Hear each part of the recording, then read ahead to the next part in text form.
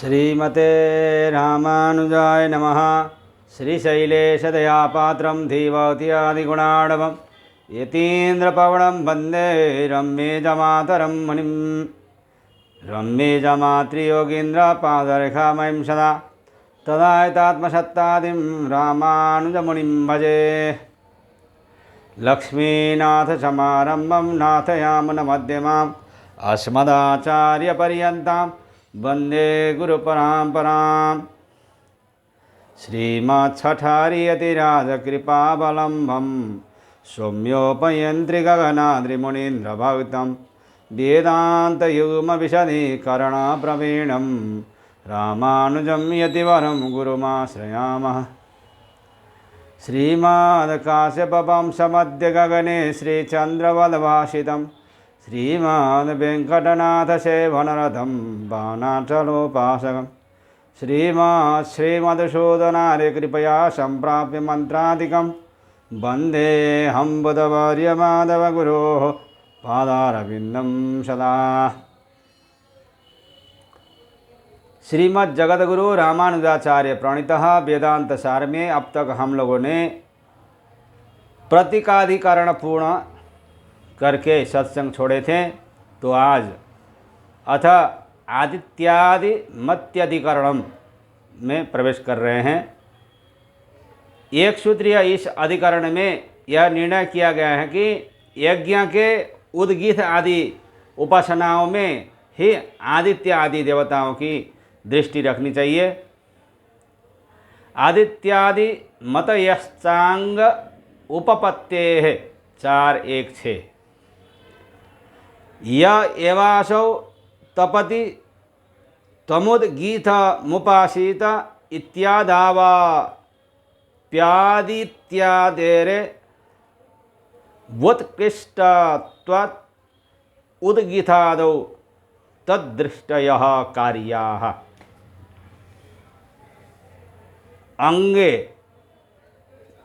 कर्मांग उद्गीत आदि उपासनाओं में आदित्यादि मतयः आदित्यत्वादि के रूप में ही उपासना करनी चाहिए, न कि आदित्यादि में उद्गीतत्वादि के रूप में, क्योंकि उपपत्ते है देवताभूत आदित्यादि में उपास्यत्व के उपयोगी उत्कर्ष संभव है। सूत्रस्थ च शब्द निश्चयार्थ बोधक है। य एवासौ तपति तमुद्गीत मुपासीत इत्यादि श्रुतियों में क्रतु के अंगभूत उद्गीतादि में ही आदित्यादि दृष्टि करनी चाहिए, क्योंकि उपास्य देवता होने से आदित्य ही उपासना की अपेक्षा उत्कृष्ट होते हैं और निकृष्ट में ही उत्कृष्ट बुद्धि रखने की बात न्याय संगत है। तथा आदित्यादि देवताओं के आराधना द्वारा कर्मों का फल साधनत्व सिद्ध होता है। अतः उद्गीतादि कर्मांगों में ही देवता दृष्टि रखनी चाहिए, न कि देवता में कर्मांग बुद्धि। अथ आसीनाधिकरणम पंचसूत्रीय इस अधिकरण में यह निर्णय किया गया है कि उपासना आसन पर विराजमान होकर ही करनी चाहिए। बिना आसन में आसन बिछाए बिना नहीं करना चाहिए। आसन के ऊपर बैठकर ही करना चाहिए। आसीनः संभवात् 4:1-7 आसीन उपासनं कुर्यात् तस्यैवैकाग्रज्ञता संभवात्। आसीनः उपासक को चाहिए कि स्थिर और सुखमय आसन में बैठकर ही निरंतर शुभाश्रय का चिंतनात्मक उपासना करे, क्योंकि संभवात चिंतन की निरंतरता के लिए उपयोगी जो एकाग्रता है वह बैठे हुए पुरुष में निर्बाधतया संभव हो सकता है। अन्यथा चलायमान अवस्था में एकाग्रता के विपरीत व्यग्रता ही होती है, जो चिंतन नैरंतर्य के लिए उपयोगी नहीं है। स्थिर और सुख कारक आसन पर विराजमान होकर ही परमात्मा की उपासना करनी चाहिए, क्योंकि आसन पर विराजमान होने पर चिंतन की निरंतरता को बढ़ाने में उपयोगी एकाग्रता की स्थिति बन सकती है। इस तरह की एकाग्रता की स्थिति और उसकी गति के लिए बैठना ही सर्वोपयुक्त है। इसीलिए बैठकर ही आसन बिछा के बैठकर ही उपासना करनी चाहिए। ध्यानाच 4:1-8 निदिध्यासितव्यः इत्युपासनस्य ध्यानरूपत्वाच्चासीनः ध्यानात् च निदिध्यासितव्यः इत्यादि श्रुतियों से विहित उपासना विजातीय प्रतीत के अभाव के साथ एकाग्र चिंतनात्मक होने के कारण तादृश ध्यान बैठकर ही करना चाहिए, खड़े होकर नहीं। बैठकर ही, आसन में बैठकर ही ध्यान करना चाहिए। निदिध्यासितव्यः बृहदारण्यकोपनिषद 6:5-6 श्रवण और मनन से प्राप्त ध्येय परमात्मा का निरंतर चिंतन करना चाहिए। इस श्रुति में वर्णित जो निदिध्यासन है वह ध्यान रूप ही है। ध्यान कौन करता है? मन करता है। मन को ही ध्यान करना है, तन को नहीं। अर्थात ध्यान ही उपासना है और उसमें एकाग्र चित्तता अवसंभावी है। ध्यान उसे कहते हैं जिसमें विजातीय प्रतीत के अभाव के साथ एकाग्रता, मन का एकाग्रता से ध्येय का चिंतन हो जाए, वही ध्यान है। अतः तादृश ध्यान बैठकर ही संभव होता है। इसीलिए वेद कहता है बैठकर, आसन में बैठकर ही ध्यान करना चाहिए। अचलत्वं चापेक्ष 4:1-9 पृथिव्यादेरचलत्वं चापेक्ष ध्यायतीव पृथ्वी छान्दोग्योपनिषद 7:6 इति प्रयोगात् मनसो निश्चलत्वमासीनस्यैव अचलत्वं च ध्याता पुरुष में अचलता रूप भाव को ही अपेक्षा अभिप्रेत करके अचेतन पर्वत पृथ्वी आदि में भी ध्यायन्ति व पर्वताः ध्यान करता हुआ सा पर्वत आदि व्यवहार श्रुतियों में किया गया है। अतः ध्यानोपयोगी निश्चल देह की अवस्थिति की सिद्धि के लिए बैठकर ही ध्यान करना चाहिए, न कि खड़ा होकर। निश्चलता की ही आवश्यकता समझकर पृथ्वी, आकाश, पर्वत आदि में ध्यान का उपचार प्रयोग श्रुतियों में दिखा जाता है। जैसे कि ध्यायतीव पृथ्वी, ध्यायतीवांतरिक्षम, ध्यायतीव द्यौः, ध्यायन्तीवापः, ध्यायन्तीव पर्वतः छान्दोग्योपनिषद 7:6-1 अर्थात पृथ्वी ध्यान करती हुई सी निश्चल है, अंतरिक्ष लोक भी ध्यान करता हुआ सा, स्वर्गलोक ध्यान करता हुआ सा, सरोवर आदि का जल भी ध्यान करता हुआ निश्चल है और पर्वत भी ध्यान करता हुआ सा निश्चल है। अतः पृथ्वी, पर्वत आदि की तरह एकाग्र चित्तता द्वारा आसन पर आसीन उपासक की निश्चलता संभव है और उसी से ध्यान होना उपयुक्त है मन के साथ, चलते फिरते नहीं। अतः बैठकर ही ध्यान करना चाहिए मन के द्वारा। स्मरन्ति च स्मरण करने का काम कौन करता है? मन करता है। उपविश्यासने युज्यात् भगी 6:12 भगवद गीता इत्यादि ना सूत्रार्थ मुनिगण ध्यान कर्म आसन पर विराजमान व्यक्ति के लिए ही उपयुक्त है, ऐसी बात स्मरन्ति च उपविश्वासने युज्याद्योगम इत्यादि स्मृतियों में बताते हैं। स्मृतिकार भी आसन पर विराजमान व्यक्ति के लिए ही ध्यान करने की बात बताते हैं। जैसे कि गीता में तत्रैकाग्रं मनः कृत्वा एतचित्तेन्द्रियक्रियः उपविश्यासने युञ्जाद्योगमात्मा विशुद्धये। गीता 6:12। चित्त और इंद्रियों को रोककर मन को एकाग्र करके आत्मशुद्धि के लिए योग का साधन करे।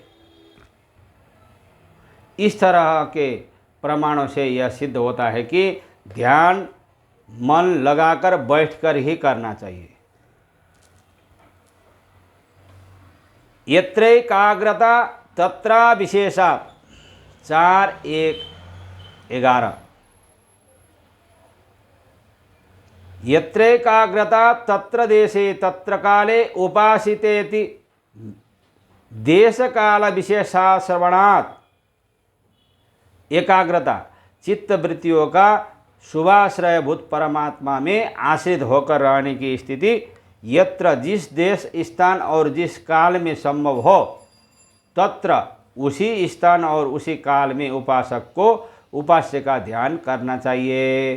क्योंकि अविशेषांक योगानुष्ठान के विषय में श्रुतियों में चित्त की एकाग्रता अतिरिक्त देश विशेष और काल विशेष का कथन नहीं किया गया है। चित्त का मन का एकाग्रता होना जरूरी है। एकाग्रता के लिए अतिरिक्त देश विशेष और काल विशेष का श्रुतियों में कथन न होने के कारण जो स्थान एकाग्रता के अनुकूल हो और जो समय एकाग्रता के लिए उपयुक्त लगे उसी स्थान और समय में परमात्मा की उपासना सुविधानुसार करनी चाहिए।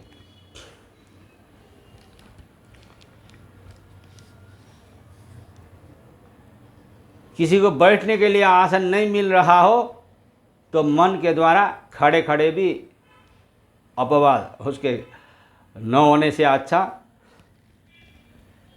करना चाहिए।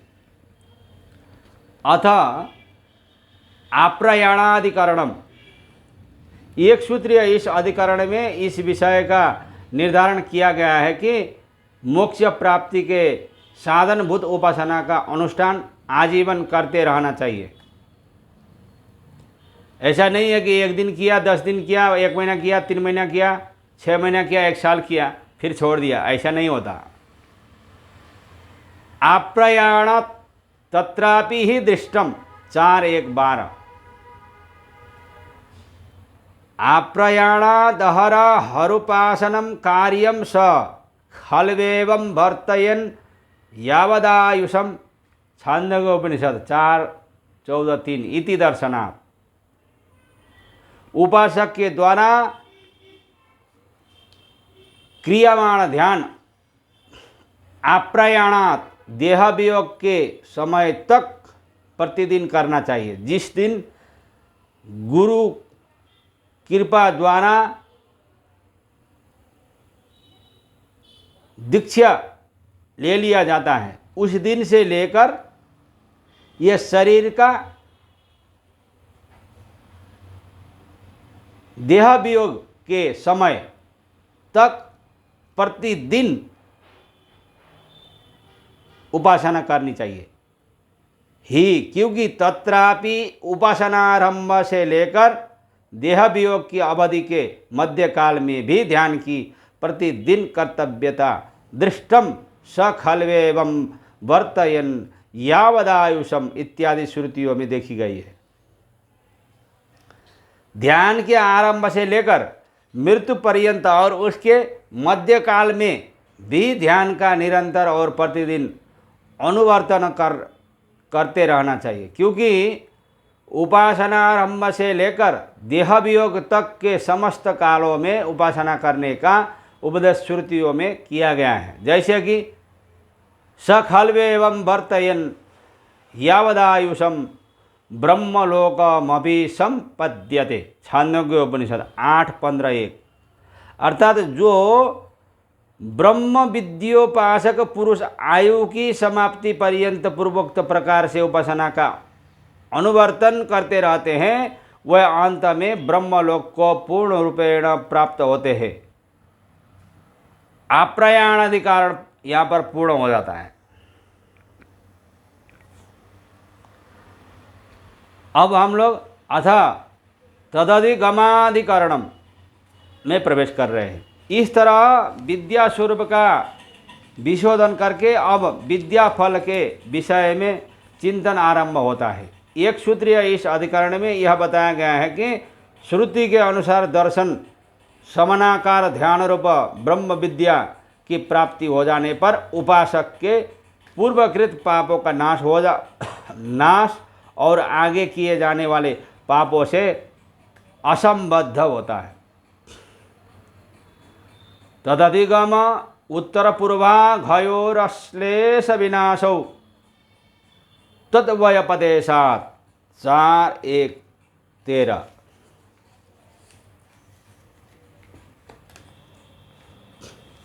उपासने प्रारब्धे तत्सामर्थ्यादेव पूर्वकृता घनाशः उत्तराघाश्लेषश्च भवति एवं हास्य सर्वे पापमानः प्रदूयन्ते।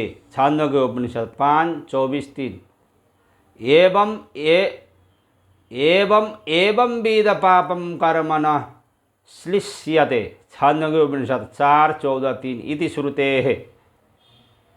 वेद कहता है तदधिगमे ध्यान में दर्शन समनाकार के रूप में विद्या की प्राप्ति होने पर उत्तर पूर्वाघयो विद्या सिद्धि से पूर्ववर्ती और परवर्ती समस्त पाप राशि का अश्लेष विनाश लोप होना और स्वरूप नाश होना श्रुति के अनुसार होती ही है, क्योंकि तद्वयपदेशात् एवं विद पापम कर्म न लिप्यते। इस श्रुति से उत्तर पापों का असंबद्ध और एवं हास्य सर्वे पापमानः प्रदूयन्ते। इस श्रुति से पूर्व पापों का विनाश स्पष्टतया बताया गया है।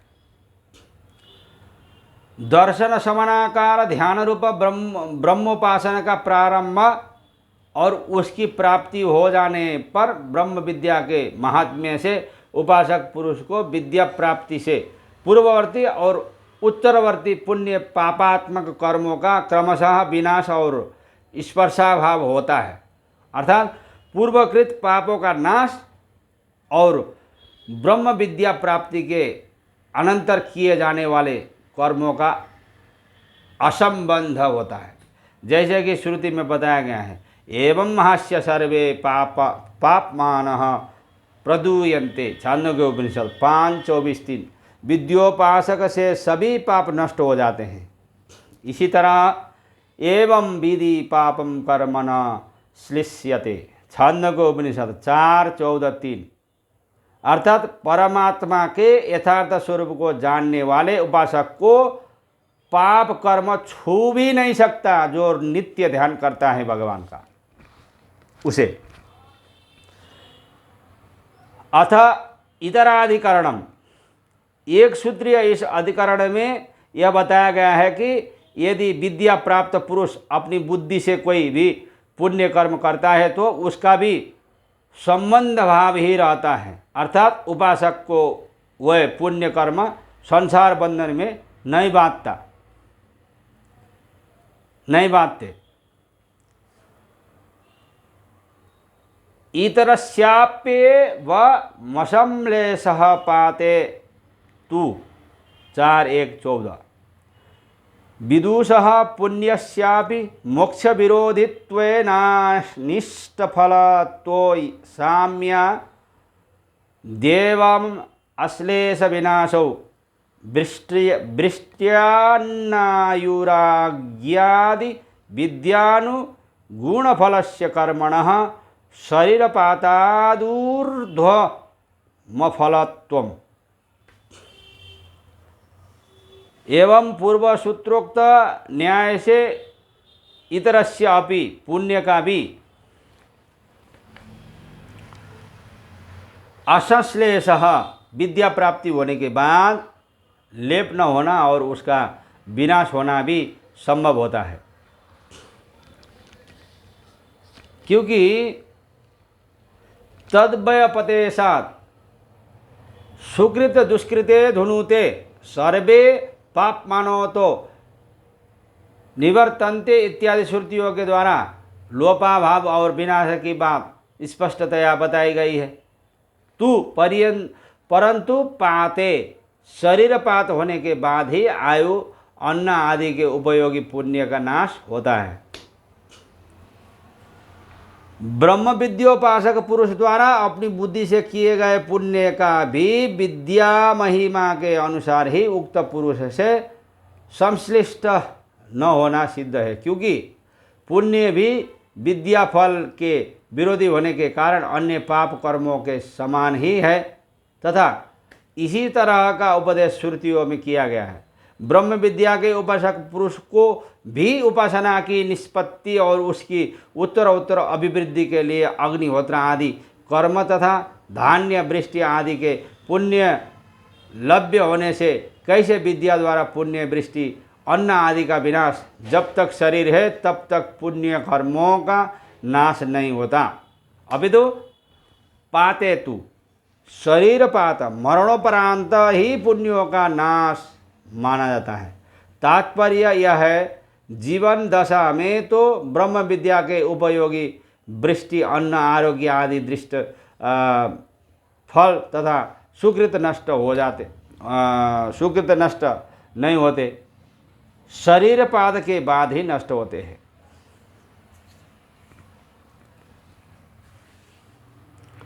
अथ अनारब्ध कार्याधिकरण, एक सूत्रीय इस अधिकरण में निश्चय किया गया है कि जिन कर्मों का फल मिलना प्रारंभ नहीं हुआ है उनका भी विद्या महिमा से नाश हो जाता है। विद्या माने क्या है? ब्रह्म सत्य, शरणागत भगवान का हो जाना, उसी को विद्या प्राप्ति कहते हैं। विद्या तो है, भगवान का हुआ ही नहीं है, उसको विद्यावान नहीं कहता, नहीं कहते हैं। विद्यावान वो है जो विद्या के साथ साथ भगवत शरणागति भी करता है और जैसा शास्त्रों में कहा है उसी प्रकार का आचरण करके और दूसरों को भी आचरण में लगा देता है, वो विद्यावान है।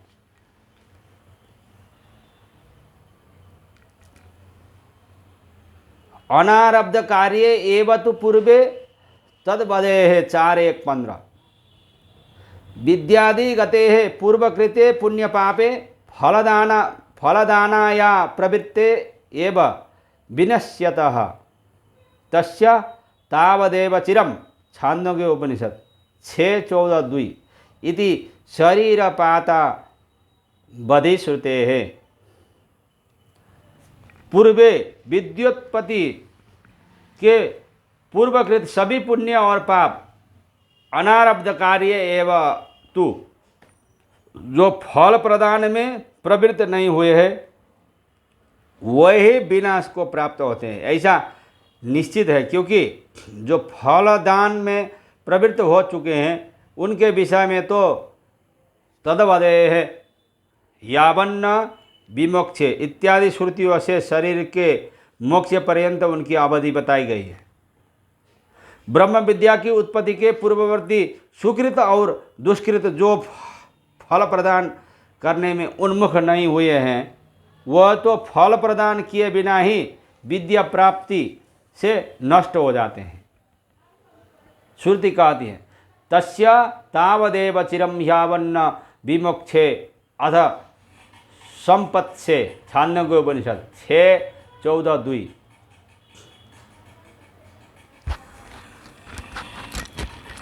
अर्थात उस ब्रह्म की उपासना करने वाले मुमुक्षु को तब तक ही मोक्ष प्राप्त होने में विलंब है जब तक उसके कर्म फल प्रदान में उन्मुख प्रारब्ध कर्मों का भोग समाप्त नहीं हो जाता और शरीर त्याग देने के बाद सद शब्दवाच्य परमात्मा को प्राप्त कर लेता है। जिन प्रारब्ध कर्मों का फल भोगने के लिए उस उपासक को शरीर मिला है उनका नाश नहीं बताया गया है। फल प्रदानोन्मुख कर्मों का नाश तो भोगने से होता है। पूर्व कर्म अनुसारेण प्रारब्ध भोगने के लिए जो प्रारब्ध लेके आया है उसको भोगतना ही पड़ेगा, चाहे पुण्य वाला हो चाहे पाप वाला हो।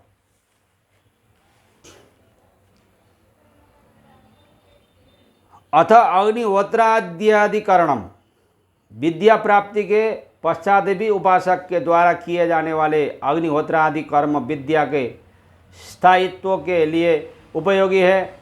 यह विषय त्रिसूत्रीय इस अधिकरण में प्रतिपादित है।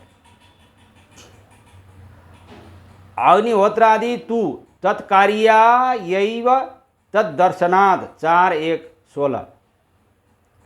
अग्निहोत्राद्या श्रम कर्म विद्योत्पत्त्याख्य कार्यैव आप्रयाणादनुष्ठेयम् तमेतं वेदानुवचनेन इत्यादिना विद्योत्पत्ति कार्यत्वं यश्रमधर्मस्य दृष्टम्।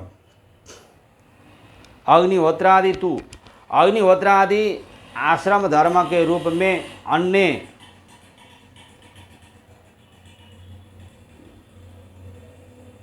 सुकृतों की अपेक्षा विलक्षण है और उनको आजीवन अनुष्ठेय के रूप में शास्त्रों द्वारा विहित होने के कारण सायं प्रातः अग्निहोत्रादि कर्म तो तत्कार्याय एवं विद्योत्पत्ति रूप मोक्ष साधनीभूत कार्य को ही उद्देश्य करके विहित होने के कारण उपासक के द्वारा उनका निरंतर अनुष्ठान अवश्य करना चाहिए।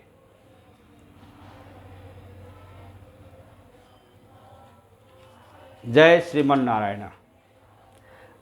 आज के लिए इतना ही, फिर हम लोग कल इसी समय में सत्संग के लिए जुड़ जाएंगे। आज के लिए इतना ही। अस्मद्गुरु जय जय, परम गुरु जय जय, श्री सर्वगुरु रामानुज जय जय, रामानुज जय जय, यतिपति जय जय, श्रीधरणीधर फणिपति जय जय, शठारिपु जय जय, कारिसेनु जय जय, श्री विश्वसेन मुनि सेनापति जय जय।